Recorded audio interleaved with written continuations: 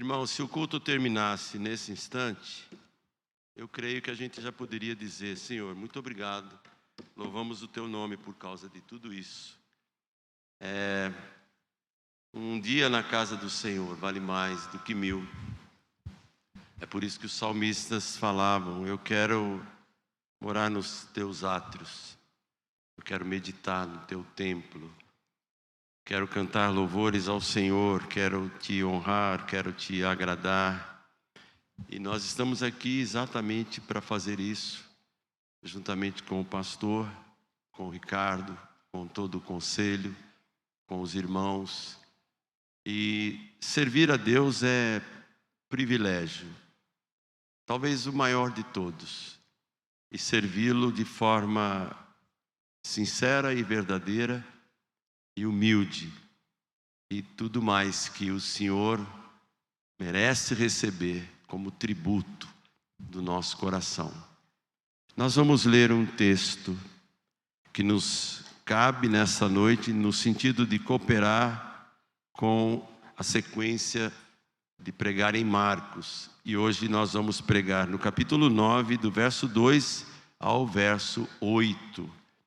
Uma das cenas mais maravilhosas do Novo Testamento, que aponta para a grandeza e a divindade e a majestade de Jesus. Então, Marcos capítulo 9, de 2 a 8, diz assim: 6 dias depois, tomou Jesus consigo a Pedro, Tiago e João, e levou-os a sós à parte, a um alto monte. Foi transfigurado diante deles. As suas vestes tornaram-se resplandecentes e sobremodo brancas, como nenhum lavandeiro na terra as poderia alvejar. Apareceu-lhes Elias com Moisés, e estavam falando com Jesus.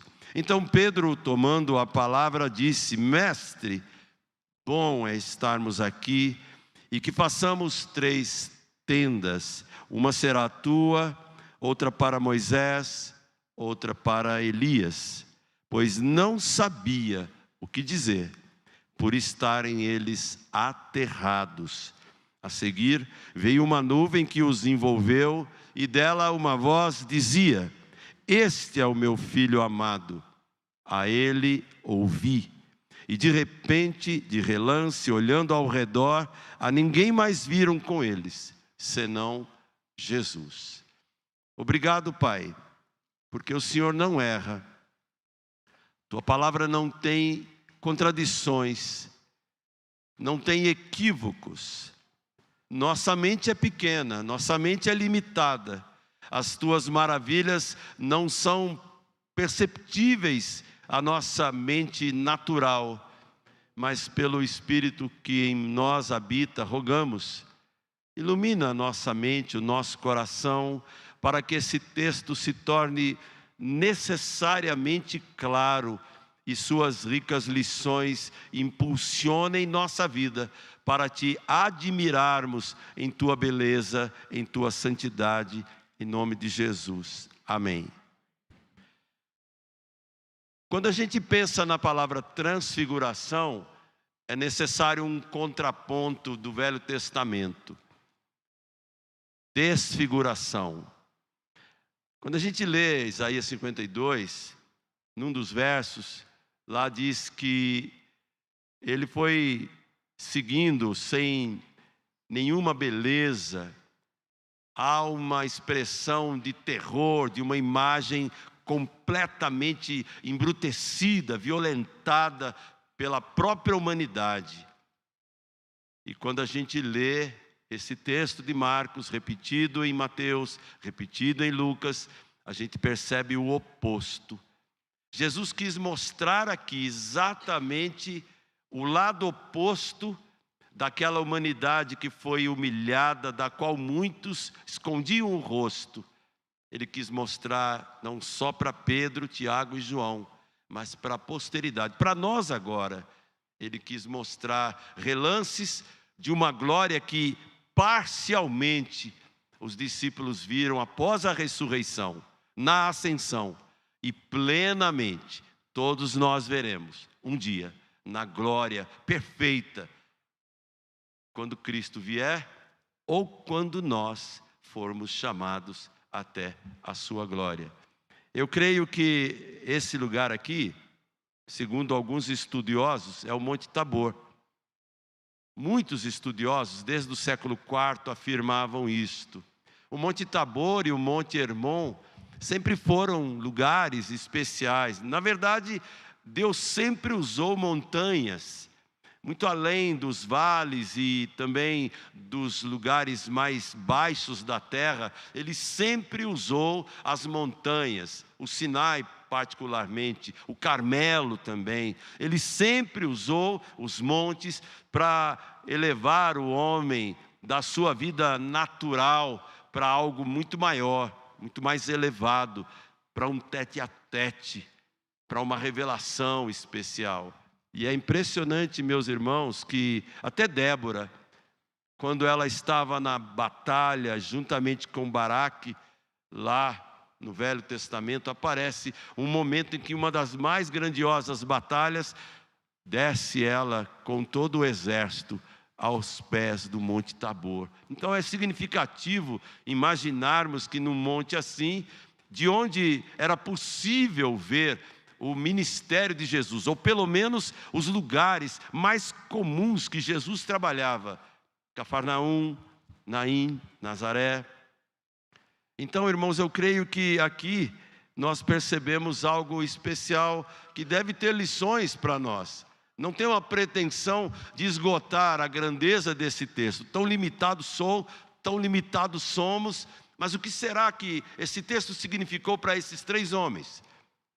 Vejam só, Mateus fala a mesma coisa, Lucas fala a mesma coisa, João fala a mesma coisa, com detalhes muito semelhantes, falam do mesmo texto. E foi o próprio Jesus quem disse a Pedro, Tiago e João: não falem nada para ninguém, guardem tudo para vocês, só abram a boca depois da ressurreição. Então eu creio que Pedro, Tiago e João contaram em detalhes para Mateus, para Lucas e para João toda a beleza do que aconteceu no Monte Santo. E o próprio Pedro, na segunda carta, ele menciona: nós todos estávamos com ele no Monte Santo, e lá nós vimos a sua glória, a glória como do unigênito do Pai. Nós vimos, nós ouvimos coisas grandiosas. Pedro disse isso na sua segunda carta. Então, eu creio que esse relato da transfiguração pode nos trazer muitas lições, e uma delas, antes do próprio segmento da mensagem, é entender o que Moisés e Elias estavam fazendo lá. Um tinha sido levado para o céu de maneira difícil de entender, sobe no monte e desaparece. O outro vai para a glória levado num carro de fogo. Eu não tenho nenhuma capacidade, nem teológica, nem clínica, para traduzir como é que uma pessoa faz isso, como é que Deus opera isso. Eu sei que Deus não mente, Deus não tem equívocos, mas há uma lição muito poderosa, muito especial, relacionada com Jesus, do porquê Moisés e Elias, numa visão grandiosa, aparecem aqui e apresentam e trocam ideias e falam no particular com Jesus, algo muito especial para a nossa vida hoje também. Então, eu peço que vocês pensem junto comigo num tema para esses poucos versículos: somente Jesus. Tudo que a gente puder discutir sobre esse texto tem que trazer algo para a nossa alma, para a nossa vida agora. Somente Jesus. O que você pensaria? Como é que você raciocinaria logo após descer do Monte Tabor e ter visto o que viu? Como ficaria a tua vida? Aliás, quando você vem num templo como esse aqui, quando você ouve uma canção que fala quão lindo esse nome é, inigualável, poderoso, maravilhoso, quando você ouve um grupo cantar, nas estrelas eu vejo a sua mão, e no vento eu ouço a sua voz. Quando você ouve uma declaração poderosa de um dos cânticos mais icônicos que fazem parte da vida dos jurássicos dessa igreja, entre os quais eu me incluo, e numa belíssima frase do poeta, ele diz: agora eu descobri que ele não está mais longe lá no céu, mas agora ao meu lado está. Cada dia eu sinto o seu cuidar. O que você sente quando o pastor impetra a bênção depois de um culto desse? Independente daquele que está pregando agora, não tem que pensar em mim, nem no que eu vou dizer, mas só no que Deus já disse para você, até esse ponto, antes do glorioso momento da mesa. Que impacto tem isso na tua vida, quando aquela escadaria, você desce, pega o teu carro e vai para a tua casa? O que será que Pedro, Tiago e João, a turma do barquinho, lembra disso? Pedro, Tiago e João num barquinho, no barco da vida desses três homens. O que será que aconteceu? Que papo eles tinham em segredo, já que eles não podiam falar nada para ninguém? Eles aprenderam muitas coisas, como eu, como você. Podemos aprender agora, com esse tema em mente: somente Jesus. E a primeira coisa que eu quero salientar é o verso de número 2a. Somente Jesus conduz seus chegados para um particular no monte.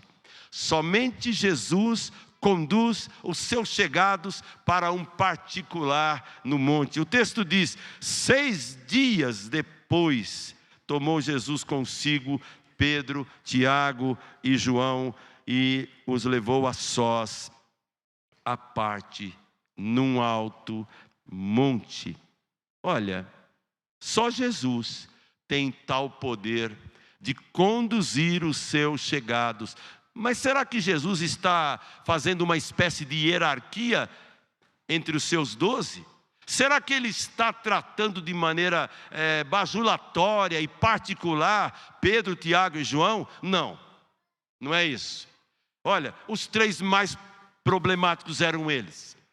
Um, conforme o pregador da manhã, teve a petulância de dar bronca em Jesus, porque Jesus falava de sacrifício, de morte, de cruz, e Jesus não teve dúvida: arreda de mim, Satanás, sua cabeça só pensa no que é da terra, comece a pensar nas coisas que são lá do céu, e você vai entender minha proposta de vida. Somente Jesus pode pegar um cara assim e falar: eu preciso ter um particular contigo, vamos lá no monte, onde só vai ter eu e você, e mais ninguém. E Tiago e João, a mamãe chegou para Jesus e falou: o Tiaguinho e o Joãozinho, entre esses 12, são os melhores que o Senhor tem para usar no teu ministério. E eles tiveram a petulância logo depois de aparecer e perguntar: mestre, olha, mamãe já falou, e mamãe sabe o que diz. Quando o Senhor estiver lá no teu reino, eu quero ficar à tua direita e Joãozinho, ficar à esquerda. Sabe o que Jesus fez? Tiago foi o primeiro a perder a cabeça, morreu, o primeiro mártir. E João foi o último a morrer, lá na ilha de Pátimos. Foi isso que Jesus fez com eles. E sabe como é que tudo começou? Na transfiguração, onde eles entenderam que somente Jesus pode chamar os seus chegados para uma conversa radical no alto do monte. Eu tenho certeza, irmãos, que às vezes na igreja alguém faz ideia errada do conselho. O conselho chama você para uma reunião, pronto. Quando o conselho chama para conversar, o que foi que eu fiz? Onde foi que eu errei? Esse é o pensamento que você tem do conselho da tua igreja, está mal. Nós precisamos entender que conselho, ou Jesus, porque a missão agora cabe ao pastor, ao regente, ao presbítero docente e a turma que louva e que ora e que ministra, conduzir o rebanho. E às vezes é necessário orar por esse rebanho. Estamos em falha, sim. É necessário que quando o conselho te chamar, você entenda: é hora de ir para o monte, vamos orar. Vamos orar no monte, vamos orar na sala do pastor, vamos nos ajoelhar diante do Senhor. Somente Jesus tem autoridade e poder para chamar os seus chegados num particular, no monte, para corrigir, para lapidar, para instruir, para orientar, como ele fez com Pedro, Tiago e João. Isso é o que eu vejo aqui. Somente Jesus revela sua glória impactante. Verso 2b e verso 3. Somente Jesus revela sua glória impactante. O verso 2b diz: e ele foi transfigurado diante deles. As suas vestes tornaram-se resplandecentes e sobremodo brancas, como nenhum lavandeiro na terra as poderia alvejar. Sabe onde é que nós vimos uma coisa muito pálida, que nada se parece com essa, mas já foi gloriosa? Quando Moisés sobe no monte. Quando ele fica diante de Deus e vê a sarça, o fogo queimando, o recado de Deus, o escrito pelo dedo de Deus. Era tanta glória para aquele reles mortal, que ele veio com um baita de um brilho, e aquele brilho que ele trouxe, ele não era Jesus, aquele brilho incomodava as pessoas, porque tudo que é luz, tudo que é brilho incomoda, e somente Jesus revela totalmente a sua glória, que causa impacto. E quando Moisés percebeu que a sua glória, que o seu brilho desvanecia, me deu uma amnésia agora. O que ele fez? O que foi que Moisés fez quando o brilho começou a desaparecer? Acho que aí ele tentou encobrir um pouco, porque já pensou, é bacana você chegar numa igreja cheio de luz, cheio de holofote, fumacinha subindo, né? Luz para tudo quanto é lado, e a glória de Jesus fica ali, insignificante, porque você quer aparecer, o pastor quer aparecer, o líder da banda quer aparecer, mas aqui não, meu amigo. Somente Jesus revela sua glória impactante. Tão impactante que ele foi transfigurado diante daqueles três. E o espetáculo ainda estava só no começo. Mas aqueles homens ficaram impactados pela beleza da glória de Cristo naquele lugar. Você fica assim também? Num templo, num culto, num hino, numa oração, num momento de quebrantamento, de arrependimento, numa hora de ceia, onde você vai perceber os seus pecados castigados em Jesus. Foi ali que eu vi o meu pecado castigado em Jesus. Não é só liturgia, meu irmão, não é. Não é só um ritual de domingo, não é. Há glória ali naquela mesa, há glória no pão, há glória no vinho, há glória em Jesus. E deve ter glória e glória e glória em sua vida e na minha também. Somente Jesus revela a sua glória impactante. Há um texto em 2 Coríntios 4:6 que diz: pois Deus que disse, das trevas resplandecerá a luz, Ele mesmo brilhou em nossos corações para a iluminação do conhecimento da glória de Deus na face de Cristo. Glória é algo muito sério, muito importante, muito necessário. E glória é brilho, e brilho traz à luz toda a escuridão que temos, todo o pecado que temos, tudo aquilo que empurramos para debaixo do tapete. E Pedro entendeu, Tiago entendeu, João entendeu. João é a última fronteira. Quando ele escreve o Apocalipse, ele fala muito dessa glória. E parte dela ele viu lá naquele monte. O próprio Senhor transfigurado apareceu e revelou isso para aqueles homens. Somente Jesus revela a sua glória impactante. Somente Jesus faz você manifestar essa glória também naquilo que você é, naquilo que você canta, naquilo que você faz, na missão que você abraça para você. Eu gostaria de ser aluno da escola dominical do professor João Batista. Eu gostaria, eu me identifico com aquele camarada que tinha aquela roupa esquisita. Já andei assim lá atrás, hoje não mais, porque minha mulher não deixa. Eu não ando mais, mas gostaria. Eu gostaria. Já imaginou um camarada que tinha uma dieta tão estranha? Mel, gafanhoto. Mas havia algo tão especial naquele homem que Jesus, ao se referir a ele, Jesus disse: olha, entre os nascidos de mulher não tem ninguém igual a João Batista. Mas o menorzinho no reino de Deus é maior do que ele.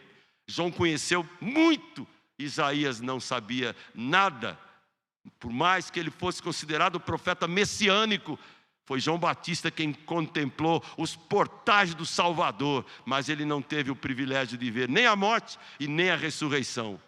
O menor irmão aqui é maior do que João Batista em privilégio, em dignidade, em conhecimento, em um olhar retrospectivo lá para trás e falar: eu sou testemunha de toda essa glória e eu quero continuar mostrando essa glória para onde eu for. E por isso, somente Jesus é capaz de revelar sua glória impactante, como ele fez para esses 3 homens. Terceira coisa que eu vejo aqui: somente Jesus é maior que Moisés e Elias. Encara Moisés como a lei, o maior líder de todos os tempos. A Bíblia diz que nunca mais levantou um homem como ele, como alguém que Deus falasse face a face. E o próprio Moisés diz: vai chegar o dia que vai nascer um que será maior do que eu. E ali naquele momento, essa visão tremenda, que é difícil de explicar. Não há livros, pode ler, pode consultar, até Spurgeon, bate papo com Calvino, conversa com ele. E você vai perceber que há mistério aqui, há encantamento aqui, há grandeza aqui, mas não há espiritismo aqui, não há reencarnação aqui, não há nada esquisito aqui. Há uma divindade mostrando: eu não sou apenas o menino lá de Nazaré, eu não sou apenas o filho de José e Maria, eu sou filho de Deus, eu sou todo-poderoso, eu sou a glória de Israel. E eles viram um pouco disso ali naquele monte. Só Jesus é maior do que Moisés e maior do que o profeta Elias. Só Jesus. E eu quero, irmãos, que vocês entendam que houve um momento que só Lucas registra. Capítulo 9 de Lucas, verso 31. Lucas diz que Moisés e Elias conversavam com Jesus. Qual era o assunto? Se fosse a gente: ó Senhor, maravilha, hein? Que espetáculo esse lugar aqui. Eles começaram a conversar: Jesus, está chegando a hora da tua partida, do teu êxodo. E Moisés falou: eu sei o que é isso. Eu estou acrescentando agora, porque isso não está na Bíblia não. Na Bíblia só está escrito, na linguagem de Lucas, que eles conversaram com Jesus. Só um assunto: a partida. Jesus, está chegando a hora da sua partida, está chegando a hora do Calvário, está chegando a hora de carregar o pecado de toda a humanidade, dos teus filhos, está chegando a hora. Já pensou? Naquela hora de glória, ao invés de falar da própria glória, eles falam da dor, eles falam do sofrimento. Como bem falou hoje de manhã o Ricardo, é cruz, pega a tua e me segue, mas antes se anule, acabe com essa arrogante pretensão humana de poder, de saber, de querer, de dominar, porque só Jesus deve, na linguagem de João Batista, crescer, crescer, crescer, e a gente diminuir, diminuir, diminuir. Somente Jesus é maior do que Moisés e Elias. Jesus é o maior entre os maiores. Não há ninguém. É como diz um cântico talvez da África: Cacule, Cacule, Cacule. Ninguém é igual a Jesus, ninguém é maior que Jesus.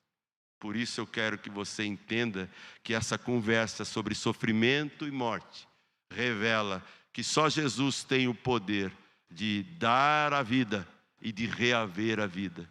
E João entendeu tão bem isso, que no seu capítulo 10 do Evangelho ele diz, citando palavras textuais de Jesus: a minha vida, disse Jesus, ninguém tira de mim.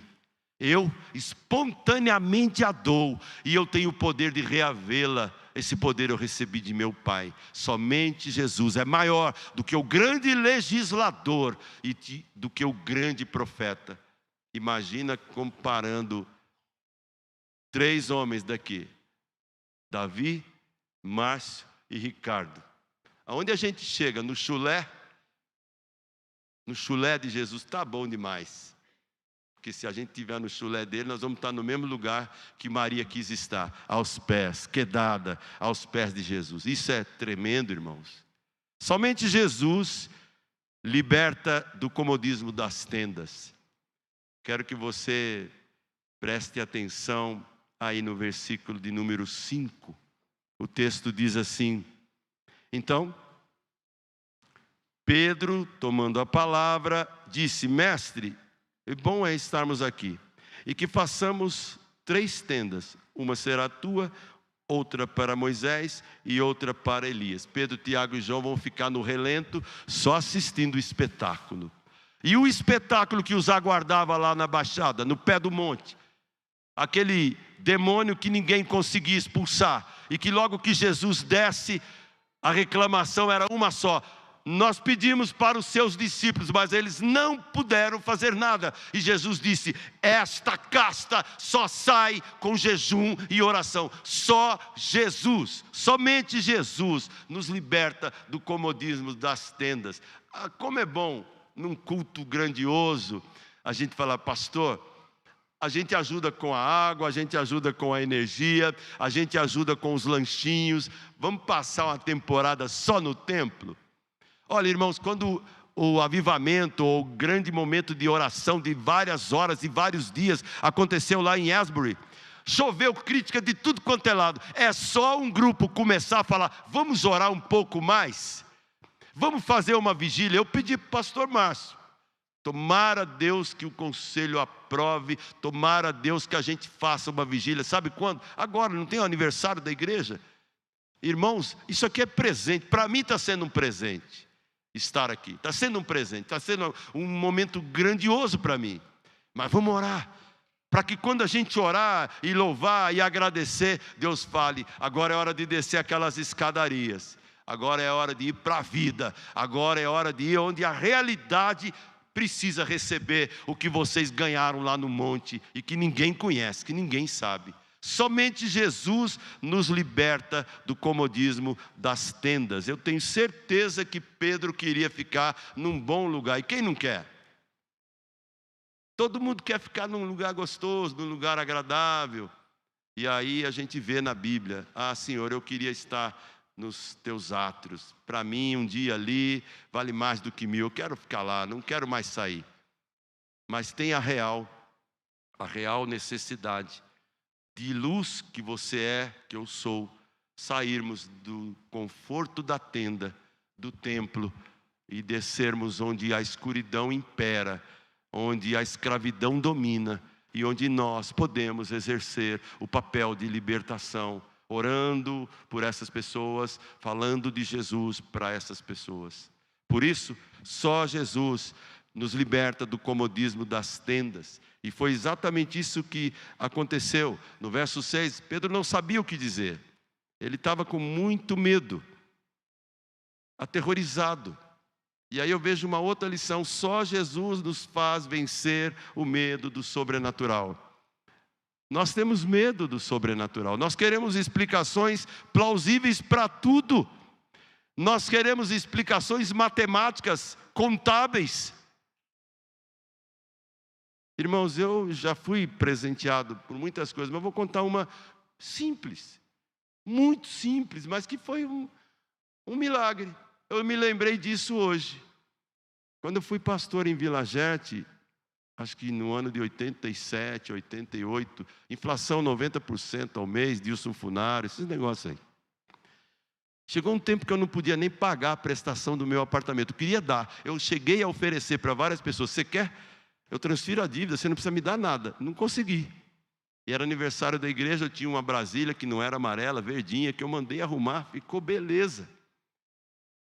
E aí eu fui buscar o pastor, amigo meu, Elson Moraes, lá no Tietê. Deixei o carro ali na estação do metrô Jabaquara, que era a única que tinha, pus uma travinha chinfrim e peguei o metrô e fui embora. Quando eu volto, cadê a minha Brasília? Nunca mais a vi. Tenho saudade dela, muita saudade. Mas aí, fui na delegacia, tudo mais. Só para encurtar a história, não tinha mais carro, morava em São Bernardo, pastoreava em Vila Gérta, era complicado a viagem, né? Aí, um belo dia, uma semana depois, um dos melhores amigos que eu tenho, um presbítero lá da igreja do reverendo Ageu, meu amigo mesmo, ele é um pouco mais velho que eu, mas é amigo, jogamos tênis junto, e aí nessa quinta-feira eu vou lá visitar ele. Ele era um cara bem sucedido, até hoje é. Ele aparece lá na minha casa, 88, hein? Com um Del Rey 87. Nossa, lotado de coisa no bagageiro, assim, de comida, de coisa chique, né? Não é coisa de mercadinho do Joaninho, não, desculpa, não tem nada a ver. Eu compro lá também. Mas aí quando ele abre, fala: Davi, é para você, para Shirley, para o Fernando, não tinha Rebeca nem João Vitor. E aí ele fala: e o carro? Você fica com esse carro até Deus te dar dinheiro para você comprar o seu. Eu falei: caramba, ô Zé, não é muito, não faz isso não. Não, rapaz, estou fazendo. Fica com esse carro. Você já imaginou um pastor chegando com um Del Rey quase zero? Uma semana depois que roubam a Brasília dele, a primeira pessoa que eu parei na porta da igreja, um diácono chegou assim e falou: pastor, tá dando, hein, o negócio? Eu falei: tá dando não, é Deus que deu, não tá dando aqui não caiu do céu ainda não, só a bênção. Então a gente percebe como é importante a gente acreditar que o sobrenatural é coisa de Jeová, não é coisa minha, não é coisa sua, somente Jesus tem o poder de nos fazer vencer esse medão que a gente tem do sobrenatural. E Pedro tinha, e ele diz aqui, ele estava com muito medo, ele ficou sem palavras diante daquilo que ele viu. E aí logo em seguida vem uma outra lição: somente Jesus merece ser ouvido. Como ele não tinha o que dizer, de tanto medo que ele estava, a seguir, verso 7, veio uma nuvem que os envolveu, e dela se ouviu uma voz que dizia: este é o meu filho amado, a ele ouvi. Somente Jesus merece ser ouvido, somente Jesus. Sabe, não ouça nós não. Se nós falarmos o que é bíblico e embasado na Bíblia, faça como os bereanos. Conferiu, está na Bíblia, amém, pastor. Conferiu, não está na Bíblia, pastor, há controvérsias. Não fala isso no culto não, chama a gente na montanha, chama a gente no particular, e com certeza nós vamos aprender um com o outro, mas é só Jesus que nesse caso aqui merece ser ouvido. Foi a voz que veio do céu que disse: Pedro, Tiago e João, não ouçam vocês, não ouçam as esquisitices desse mundo, as ideologias, as fantasias da filosofia. Ouçam a Jesus, a Ele vocês devem ouvir, somente a Ele. E a última lição que eu vejo aqui nesta palavra, nesse texto: somente Jesus deve ser o nosso foco. Tudo no Monte da Transfiguração, com mistérios não revelados, não traduzidos, mas o que salta aos nossos olhos, me deixa tranquilo para dizer essa última lição que está no versículo de número 8. Somente Jesus deve ser o nosso foco. Olha que interessante. E de relance, olhando ao redor, não viram mais Moisés, não viram mais Elias, viram com eles só Jesus. Olhando para Jesus, o recado de Hebreus, a gente tem que olhar para Jesus, o nosso foco é Jesus. Quando eu olho para mim mesmo, como eu vejo miséria lá dentro. Quando eu olho para Jesus, quanta beleza, quanta maravilha. E é importante a gente perceber como que isso mudou a vida de Pedro, a vida de Tiago, a vida de João. Eu quero terminar essa meditação dizendo o seguinte: é só Jesus mesmo. Olha o que Pedro deixou escrito na sua segunda carta, no capítulo de número 1, o versículo 3 até o 11. Ele diz assim: o divino poder de Jesus nos deu todas as coisas que necessitamos para a vida e para a piedade. Por meio do pleno conhecimento daquele que nos chamou para a sua própria glória e virtude. Por intermédio destas, Ele nos deu as suas grandiosas e preciosas promessas, para que por elas vocês se tornassem participantes da natureza divina e fugissem da corrupção que há no mundo, causada pela cobiça.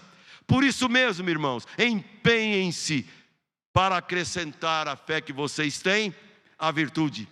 Juntando a virtude com o conhecimento, ao conhecimento ajuntem o domínio próprio, ao domínio próprio ajuntem a perseverança, juntem a perseverança com a piedade e com a piedade a fraternidade.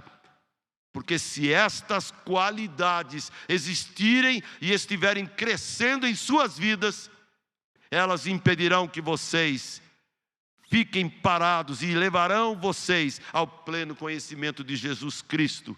E vocês nunca mais serão inoperantes e improdutivos. Mas quem não tem essas virtudes é uma pessoa cega, que só vê o aqui e agora e se esquece da purificação dos seus pecados antigos. Portanto, irmãos, lutem e se empenhem cada vez mais para consolidar, confirmar a vocação e o chamado de vocês, porque se vocês agirem assim, vocês nunca tropeçarão.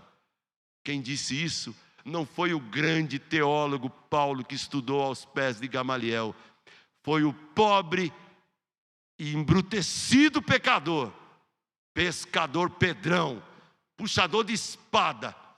Ele chegou a dizer isso, porque ele subiu no monte e ele percebeu que é só Jesus que faz tais maravilhas.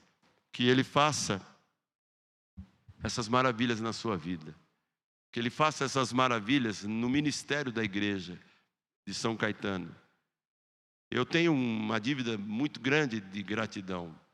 Já disse isso, é chover no molhado, mas Deus é tão bom, que tudo que eu tenho de bom e de maravilhoso aconteceu comigo aqui. Quando eu cruzei aquele viaduto, com 6 anos de idade, com uma galera imensa que veio lá da rua Niterói para cá. Mesmo quando eu saí daqui, com a desculpa do adolescente que o pai tinha mudado de emprego, mudou de cidade, eu falei, mudei de roteiro, não quero mais ir na Heloísa Pamplona 171, 181, enfim. Mas Deus foi tão bom que quando eu volto, estava tudo preparado. Salvação, vocação, e por que não dizer amorzão também? Tudo isso somente por causa de Jesus. Pensem, irmãos, o Monte da Transfiguração é maravilhosa a experiência. Mas aqui nesse templo, onde a manifestação da glória de Deus acontece a cada domingo de manhã e à noite, que causa impacto na sua vida também, em nome de Jesus. Amém.